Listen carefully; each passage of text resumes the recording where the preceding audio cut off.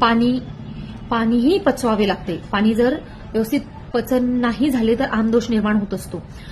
तेव्हा उकळून थंड केलेले किंवा कोमट पाणी आपण प्यावे.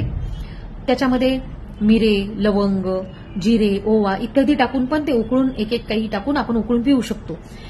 किंवा अर्धा लिटर पाण्यामध्ये जिरे, ओवा, लवंग, मिरे वगैरे यांची जी अर्धा चमचा पूड टाकून उकळून पाणी पिऊ शकतो.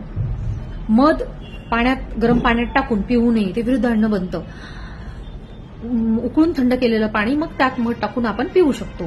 जेवणानंतर तांबूळ सेवन म्हणजे ओवा किंवा सुंठ हे टाकलेलं जे तांबूळ पान आहे ते खावे. कारण की जो तुरट कषाय रस आहे, षडरसापैकी एक, तो यामध्ये असतो आणि सुपाच्य आणि स्वादकर असं हे पान किंवा तांबूळ असते. या वर्षा ऋतूमध्ये फास्ट फूड, जंक फूड, शिळे अन्न, फ्रीजचे पदार्थ, थंड पदार्थ, छोले, चना वगैरे वातकर पदार्थ खाऊ नये. घरी बनवलेले सुपाच्य आणि सात्विक अन्न आपण सेवन करावे. जेवढं आहे ते व्यवस्थित आपलं पचन झालेलं पाहिजे आणि बाकी शरीरातले दुसरे दोष वाढवणारे किंवा वातकर, पित्तकर नकोय.